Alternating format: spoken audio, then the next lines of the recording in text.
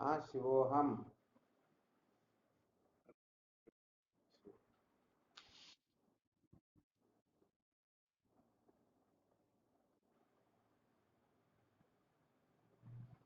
क्या विषय चल रहा था अपना?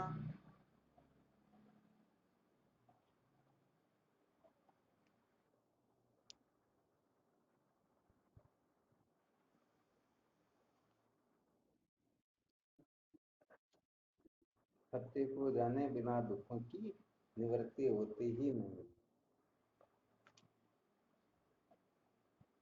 इससे क्या सिद्ध होता है? अर्थात जितने भी जीवन में हमें दुख कष्ट संकट प्राप्त होते हैं, वास्तव में इनका कारण क्या है?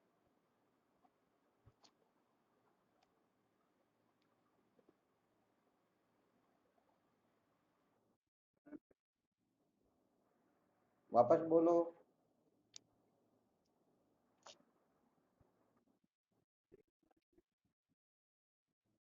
हाँ, तो इसको दूसरे ढंग से बोलेंगे तो कैसे बोलेंगे? असत पदार्थों में जो अपनी आस्था बैठी हुई है, ये असत पदार्थों में आस्था ही हमें अनादिकाल से भटका रही है। इसीलिए कह दिया जाता है, जब तक सत्य का साक्षात्कार नहीं होता है तब तक दुखों की निवृत्ति होती ही नहीं। ठीक है ना?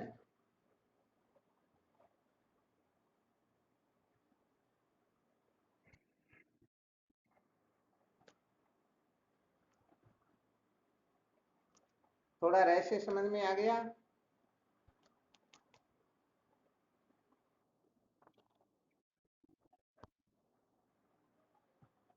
कहने का मतलब यह है कि सत्य को जान करके ही समस्त दुखों से छुटकारा प्राप्त किया जाता है। इसका मतलब ये हुआ, सत्य से विपरीत असत पदार्थ जो है, इनमें जो अपनी आस्था बैठी होती है, इनके प्रति महत्व बुद्धि बैठी रहती है, सत्यत्व बुद्धि बैठी रहती है। यही कारण है कि हम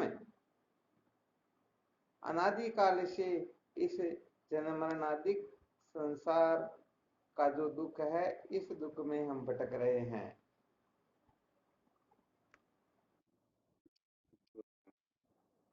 आ गया समझ में?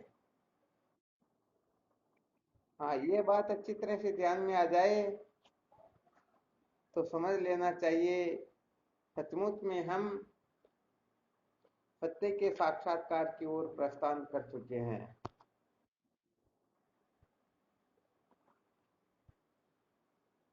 ठीक है ना? पर ये बात समझ में नहीं आए तो समझ लेना चाहिए, अभी तक हम संसारारण्य में ही भटक रहे हैं। ठीक है ना? हाँ, इस बात को बहुत अच्छी तरह से समझना चाहिए।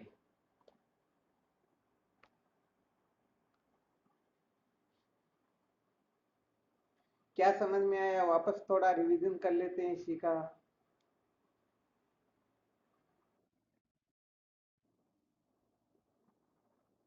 सिद्धांत क्या है?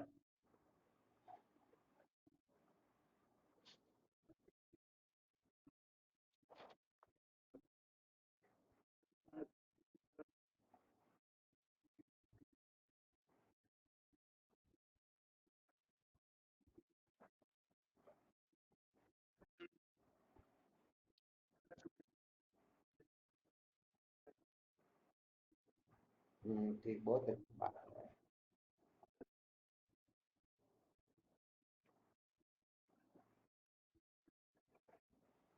ठीक, बहुत अच्छी बात है। देखो क्या है कि भूखे व्यक्ति को भोजन की आवश्यकता होती है। यदि भूख ही न हो तो भोजन का महत्व होगा क्या? तो असत पदार्थों में अपनी जो आस्था बैठी होती है, इस आस्था के फलस्वरूप ही हम अनादिकाल से संसारारण्य में भटक रहे हैं। अब इस भटकने को कोई दुख रूप समझे, क्या समझे? दुख रूप समझे, क्योंकि जब तक हम इनको दुख रूप नहीं समझेंगे तब तक इनसे छूटने की इच्छा होगी ही नहीं। पक्का है ना? तो इनको सबसे पहले असत समझना होता है, मिथ्या समझना होता है, दुख रूप समझना होता है। जब हम इनको दुख रूप समझते हैं तो फिर इस दुख रूप संसार से छूटने की विविदिशा जागृत होती है, जिज्ञासा जागृत होती है। तो जिज्ञासा जागृत होती है, तो जैसे किसी को कहीं पर जाना हो तो उसके बारे में, लक्ष्य के बारे में कैसे प्राप्त किया जाता है, किस दिशा में है, कितनी दूरी है, बिल्कुल भी नॉलेज न हो तो बताओ वह जो उनके नजदीक होगा उन्हीं से वो पूछेगा या नहीं पूछेगा? अब जो नजदीक है वो भी उनके जैसे, वो भी उनके बारे में कुछ नहीं जानते हैं, तो फिर वह थोड़ा बाहर निकलेगा। ऐसे करते करते वह खोज प्रारंभ करेगा, तो अंतोगत्वा उसे उस लक्ष्य के बारे में समस्त जानकारियां देने वाला कोई ना कोई मिलेगा या नहीं मिलेगा? निश्चित रूप से मिल जाएगा।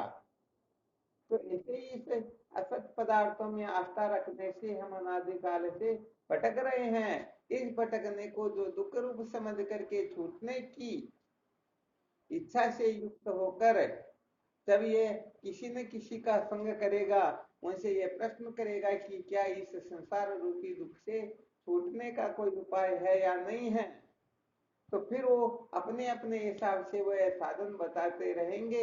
ये साधक करता रहेगा और इसे करते करते करते क्या होगा?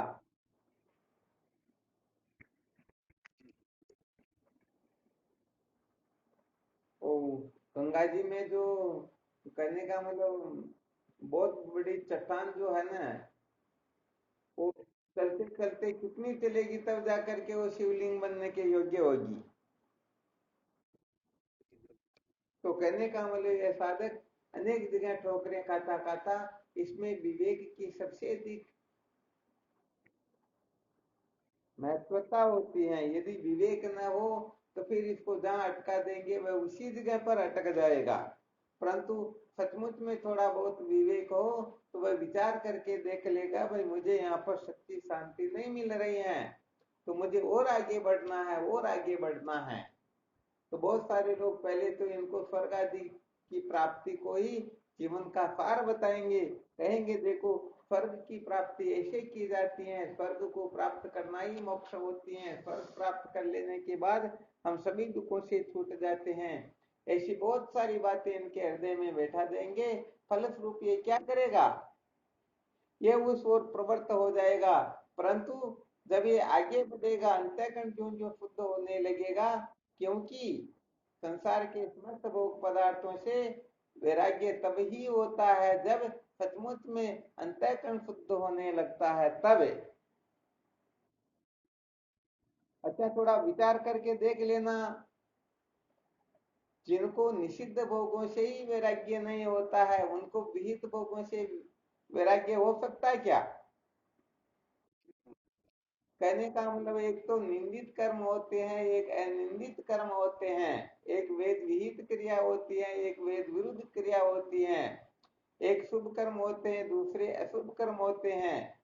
या विहित कर्म और निषिद्ध कर्म ये दो प्रकार के होते हैं।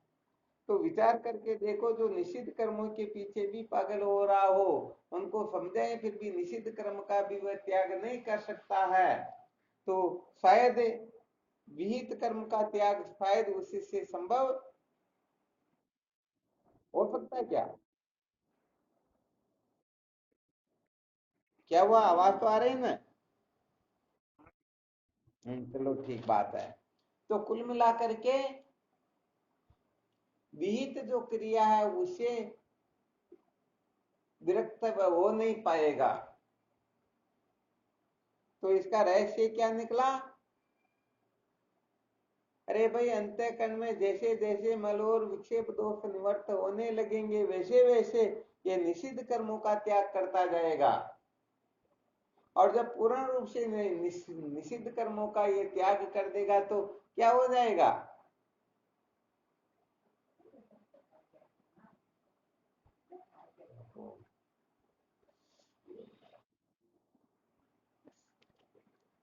क्या हो जाएगा फिर?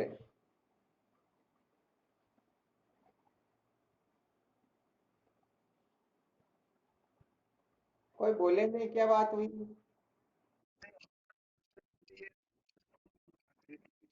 अच्छा अच्छा, शोर हो रहा, चलो जिनको आवाज आ रही है वो वह बोलो। अर्थात जिनका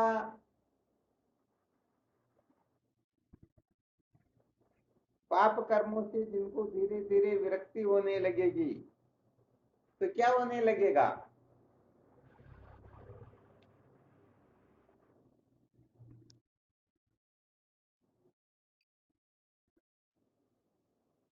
क्या होने लगेगा?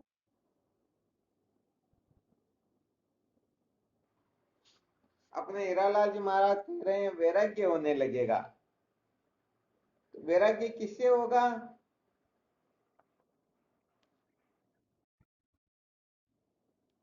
हाँ देखो, यहाँ पर प्रश्न थोड़ा ध्यान दे करके सुनना, ठीक है ना? कहने का मतलब, जब शास्त्र निषिद्ध क्रियाओं का, पाप कर्मों का त्याग होने लगेगा, तो इसका क्या फल मिलेगा? क्या मिलेगा? हाँ, आपकी बार कुछ बात ठीक कही। अर्थात अंतःकरण शुद्ध होने से क्या तात्पर्य है?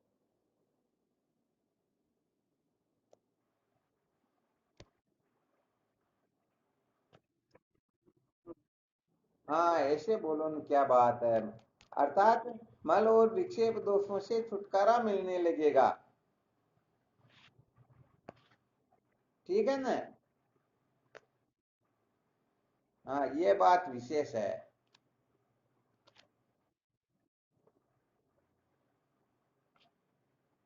तो जो पाप कर्मों से विरक्त होने लगेगा, तो उसका अंतःकरण जो है मल विक्षेप दोष से विनिर्मुक्त होने लगेगा।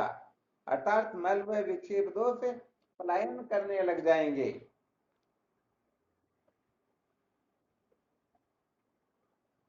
आ गया समझ में? तो अशुभ कर्मों का, निषिद्ध कर्मों का त्याग कर देने मात्र से उनका अंतःकरण शुद्ध होने लग जाता है। थोड़ा विशेष रूप से यहाँ पर ध्यान देना। एक तो वेद विहित क्रिया का वर्णन किया गया, दूसरा वेद विरुद्ध क्रियाओं का, चेष्टाओं का वर्णन किया गया। अर्थात निषिद्ध कर्म का और विहित कर्म का, दो प्रकार के कर्मों का यहाँ पर वर्णन किया गया। तो ध्यान देना अच्छी तरह से। जब निषिद्ध कर्म से हम ऊपर उठने लगेंगे, निषिद्ध कर्म जब अपने जीवन से पलायन करने लगेगा, तो अंतःकरण शुद्ध होने लगेगा, अर्थात मल विक्षेप दोषों की निवृत्ति होने लगेगी। और जब विहित कर्मों से भी विरक्ति होने लगेगी, अर्थात विहित कर्म भी अल्प की गिनती में आने लगेंगे। किसकी गिनती में? हाँ, ना अल्पे मस्ति सुखम, भूमा वे तत् सुखम, ना अल्पे मस्ति सुखम। आत्मा आनंद स्वरूप है, और जो ये छोटी छोटी चीजें हैं, सचमुच में ये आनंद रूप नहीं है, बल्कि दुख स्वरूप है। तो कुल मिलाकर के जब निषिद्ध कर्मों से वैराग्य होने लगता है, उस समय अंतःकरण के मल और विक्षेप दोष निवृत्त होने लगते हैं। और जब विहित कर्मों से भी वैराग्य होने लगे, उस समय तत्व की जिज्ञासा जागृत होती है। तो यहाँ पर मल विक्षेप दोष की निवृत्ति में निषिद्ध कर्मों का हेतु और विहित कर्मों का शास्त्रोक्त रीति से अनुष्ठान, अथवा ऐसा समझना चाहिए, निष्काम भाव से भगवदर्पण बुद्धि से ईश्वर की प्रसन्नता के लिए जो शुभ कर्मों को विधि पूर्वक करता है, उसी के अंतःकरण के मल और विक्षेप दोषों की निवृत्ति होती है। बाकी इन विहित कर्मों के द्वारा मल विक्षेप दोषों की निवृत्ति नहीं होती, बल्कि स्वर्ग लोक या ब्रह्म लोक आदि की प्राप्ति हो जाती है, बड़े बड़े पदों की प्राप्ति हो जाती है, परंतु उनका अंतःकरण शुद्ध नहीं होता है। जैसे संसार के अंतर्गत बड़े बड़े विलक्षण प्रतिभा वाले व्यक्ति देखने में आते हैं, कौन क्या कर रहा, कौन क्या कर रहा, इसमें चाहे बड़े से बड़ा शुभ कर्म भी क्यों ना करे, परंतु काम भावना यदि होगी, तो उसे स्वर्ग की प्राप्ति हो जाएगी, ब्रह्मलोक की प्राप्ति हो जाएगी। हो सकता है स्वर्ग आदि लोकों की प्राप्ति न हो तो भी उनको भावी जन्म के अंतर्गत ऐसे उच्च पद की प्राप्ति होगी जिस पद में उसे किसी प्रकार की कमी देखने को नहीं मिलेगी। संसार के समस्त सुख ऐश्वर्य भोग पदार्थ उनको प्राप्त होंगे। धन की अनात्म पदार्थों की किसी भी प्रकार से कमी नहीं रहेगी। अनंत अनंत धन संपदा से वह युक्त होगा। परंतु सच्ची बात यह होती है कि सकाम कर्म जो है ये अंतःकरण को शुद्ध नहीं करता बल्कि संसार को ही बढ़ाता है। तो यदि इन कर्मों को कोई निष्काम भावना से करे तब जाकर के अंतःकरण के मल विक्षेप दोष निवृत्त होते हैं। और यदि इस प्रकार से न करे तो उनके अंतःकरण के मल विक्षेप दोषों का नाश होता ही नहीं। उनके वो दोष जो है जो के त्यों बने ही रहते हैं। शायद समझ में आ रहा होगा। हाँ, इसीलिए तो कहते हैं ना, तुलसी ही संसार में धारा देखी दोई, धन चाहे तो धर्म करो मुक्ति नाम से होई।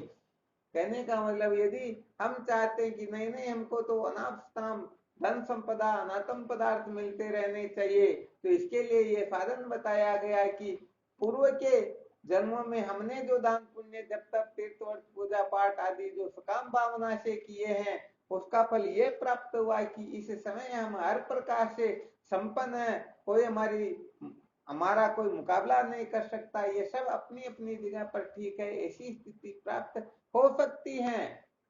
परंतु यदि कोई जन्म मरण के बंधन से छुटकारा चाहता है तो कुल मिलाकर के ध्यान देना, काम का वही करना है।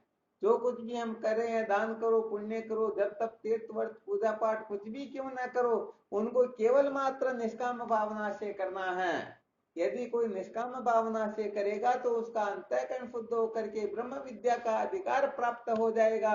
और उन्हीं कर्मों को काम भावना से करेगा तो उनको इसी जन्म में भावी जन्म में या स्वर्गादि लोकों में उसे समस्त भोग पदार्थों की ऐश्वर्य आदि की प्राप्ति होगी। अब देख लेना चाहिए कि हमको अंतःकरण को शुद्ध करके ब्रह्म विद्या प्राप्त करनी है, जन्म मरण के बंधन से छुटकारा प्राप्त करना है, अथवा ऐसे ही मेरे को इस संसार के अंतर्गत मौज मस्ती मनोरंजन करना है।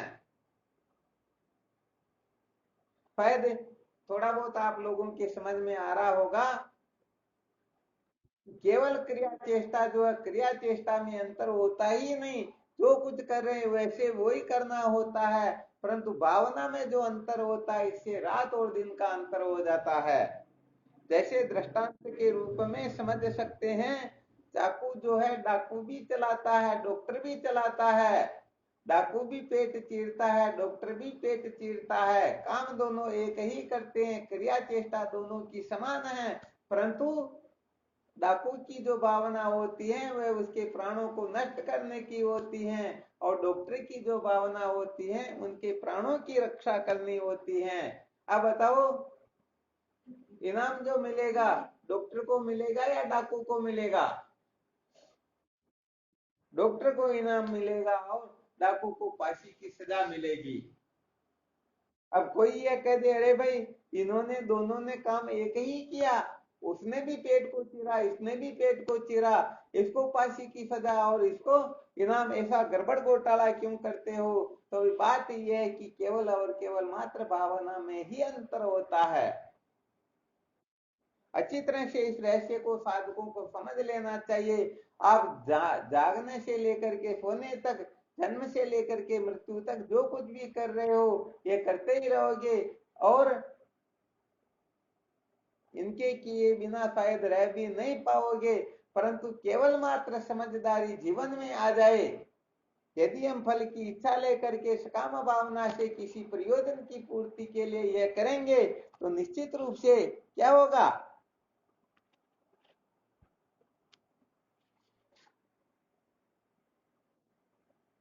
आवाज नहीं आ रही क्या? अरे तो बोला करो ना, फिर रुकते हैं तो उसके आगे क्या बोलना चाहिए, इतना ध्यान नहीं क्या?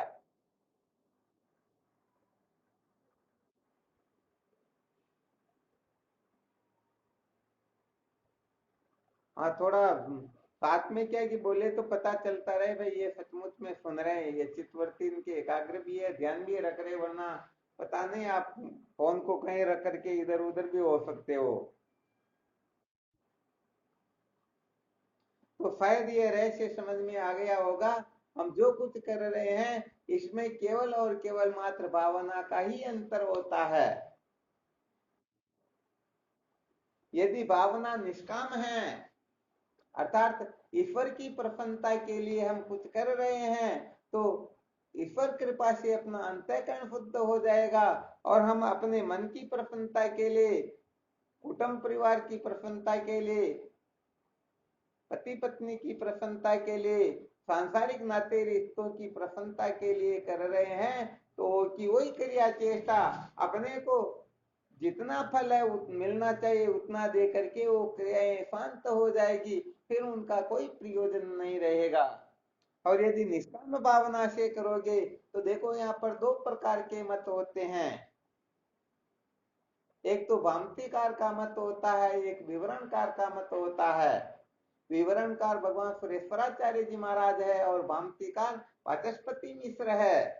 तो वामतीकार के कथनानुसार पूर्व में हमने जो कुछ भी पुण्य किया, ये पुण्य तत्व जिज्ञासा जागृत करवा करके शांत हो जाता है। कहने का मतलब जब चित्त शुद्ध हो करके चतुष्टय साधन संपन्न हम होते हैं तो फिर ये शांत हो जाते हैं, इनका कोई आगे रोल नहीं होता है।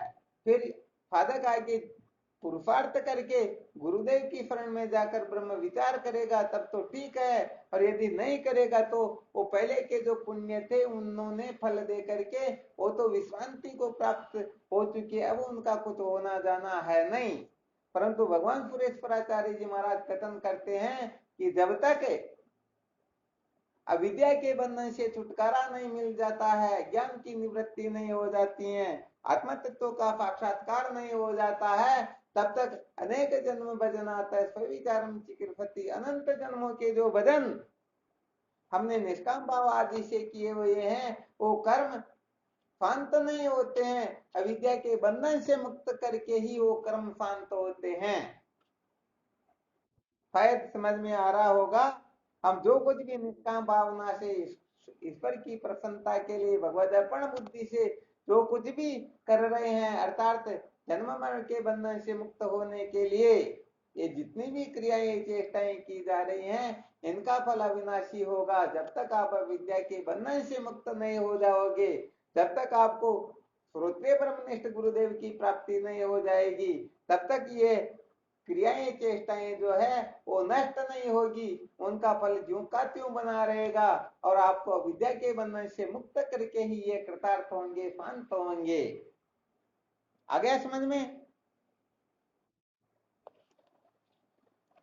तो देखो यहाँ पर साधकों को तो ऐसा निश्चय कर लेना चाहिए, जब हमारे महापुरुषों ने ऐसा कथन किया कि जब तक हम विद्या के बंधन से मुक्त नहीं होंगे तब तक ये पुण्य जो है ये नष्ट होने वाला नहीं है। कौन सा?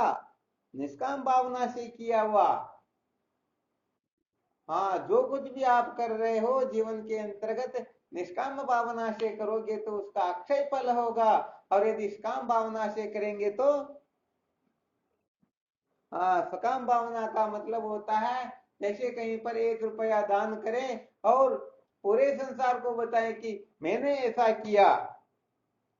अरे यहाँ पर तो कहने का मतलब दाहिने हाथ से दिया जाए और बाएं हाथ को भी पता न चले, और वह भी जन्म मरण के बंधन से मुक्त होने के लिए, ईश्वर की प्रसन्नता के लिए, ईश्वर के ही हम समर्पित कर रहे हैं, ऐसे यदि कोई करते हैं तब जाकर के उनका अंतःकरण शुद्ध होता है।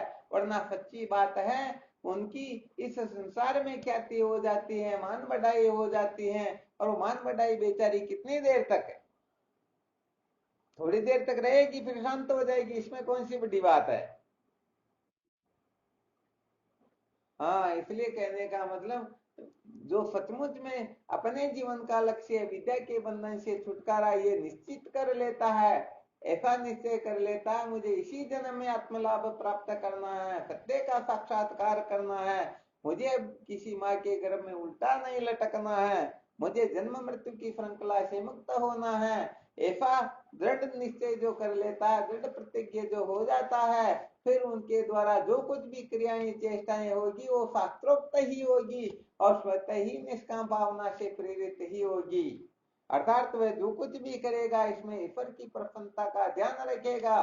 जब तक संत महापुरुष नहीं मिलते हैं तब तक ईश्वर की प्रसन्नता का ध्यान रखना होता है, और जब संत महापुरुषों की कृपा में प्राप्त हो जाए तो फिर संतों की प्रसन्नता का ध्यान रखना होता है। और जब सचमुच में श्रोत्रिय ब्रह्मनिष्ठ गुरुदेव की प्राप्ति हो जाए फिर तो ईश्वर की प्रसन्नता या किसी की प्रसन्नता की आवश्यकता ही नहीं होती है, केवल और केवल मात्र गुरुदेव की प्रसन्नता का ध्यान रखना होता है। उनकी प्रसन्नता को ध्यान में रख करके समस्त क्रियाएं चेष्टाएं की जाती हैं। इस प्रकार से समझ जिस साधकों में जागृत होती है वह साधक ही सचमुच में वो बाजी जीत करके चला जाता है। कहने का मतलब वो इस बाजी को हारता नहीं है, उनका ये जीवन व्यर्थ बर्बाद नहीं होता है। समझ में आ रहा है ना? हाँ, तो जब तक अविद्या के बंधन से छुटकारा न हो जाए, हम जिस जगह पर है उस जगह पर शास्त्रोक्त जो भी कर्तव्य हमें प्राप्त है उनका विधि पूर्वक से पालन करते हुए वो क्रियाएं चेष्टाएं हमें करनी तो है ही है, होगी ही होगी, क्योंकि जब तक देह रहेगा तब तक कुछ न कुछ होता ही रहेगा, परंतु वह शास्त्रोक्त ही हो, अपने मन की कल्पना से प्रेरित न हो। इस प्रकार की समझ जब अपने जीवन में जागृत होने लगती है ना, तब सचमुच में मन विक्षेप दोष से छुटकारा मिलता है। तब सचमुच में उनके हृदय में तत्व की जिज्ञासा जागृत होती है, वह वेदांत विचार की ओर प्रवृत्त होता है और अंत में वे ब्रह्म विद्या का वेदांत शास्त्रों का ठीक ठीक श्रवण मनन निध्यासन करके सचमुच में वह अपने जीवन को धन्य बना लेता है।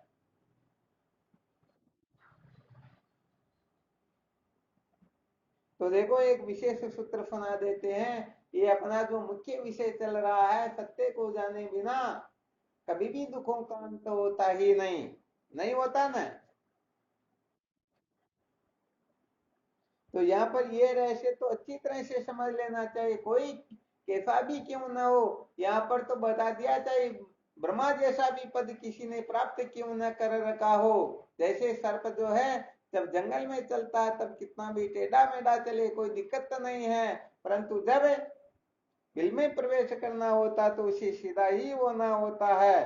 तो इस संसार में ब्रह्मादि पदों की योग्यता वाले भी कोई क्यों ना हो, यदि उनको ब्रह्म विद्या प्राप्त करनी है, जन्म मरण के बंधन से छुटकारा प्राप्त करना है, तो फिर उसे वेद मर्यादा में रहते हुए निष्काम भाव से कर्म करते हुए श्रोत्रिय ब्रह्मनिष्ठ गुरुदेव के सानिध्य में चार साधन संपन्न होकर पहुंचना ही होगा और वेदांत का श्रवण मनन निध्यासन करना होगा।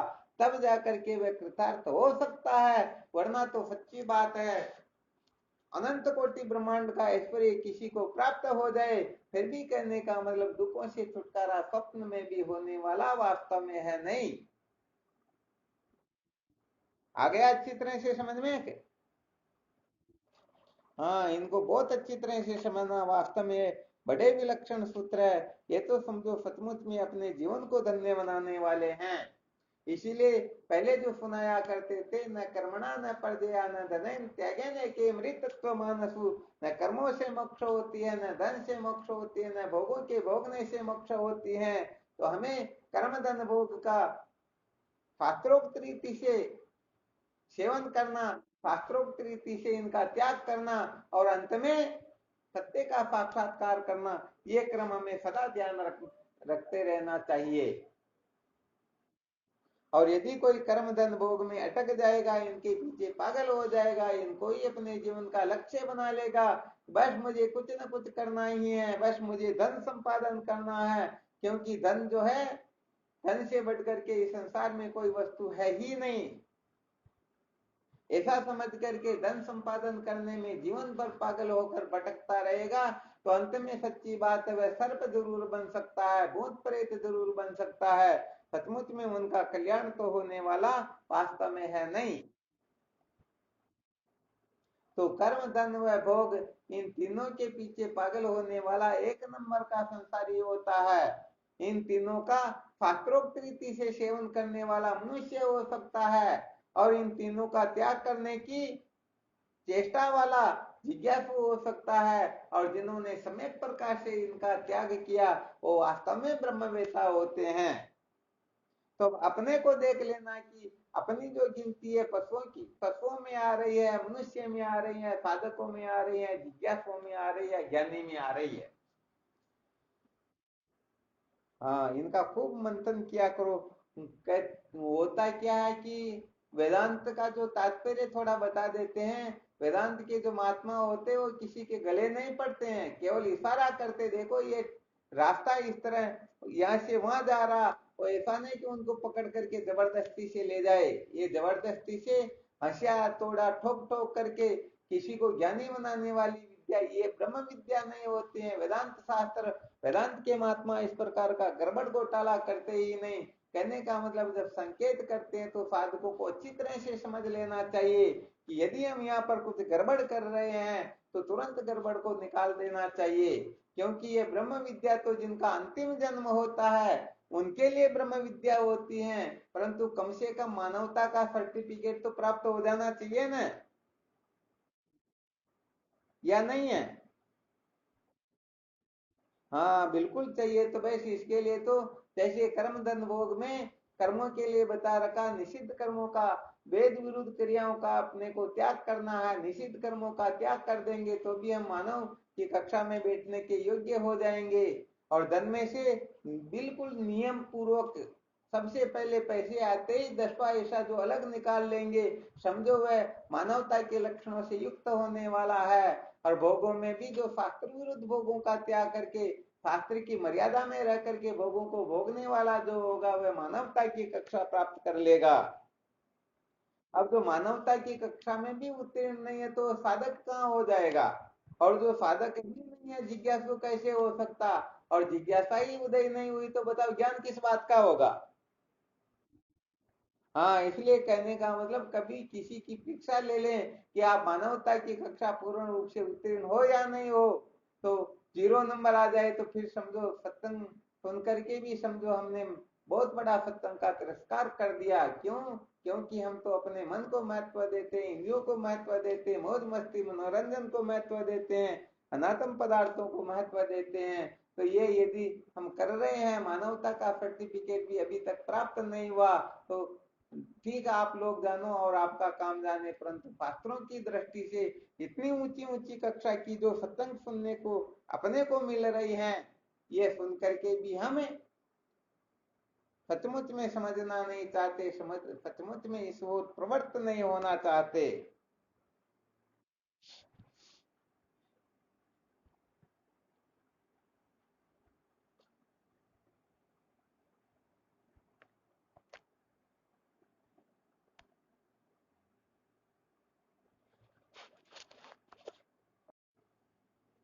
अब इसमें किसी को कोई शंका हो तो पूछ सकते हो। सत्य को जाने बिना दुखों का अंत होता ही नहीं।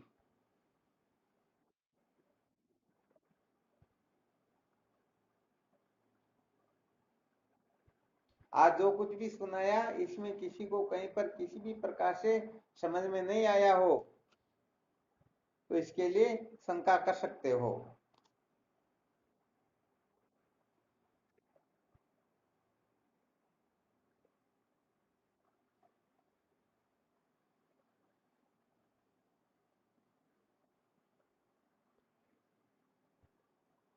समझ में आ गया क्या सब?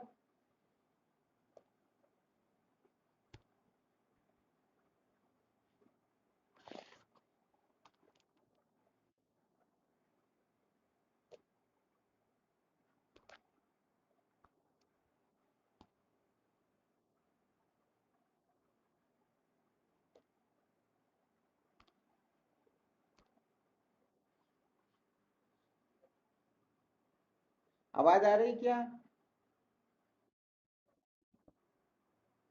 अच्छा, कुछ भी शंका नहीं है? चलो फिर तो बहुत अच्छी बात है। करो फिर चिंतन मनन।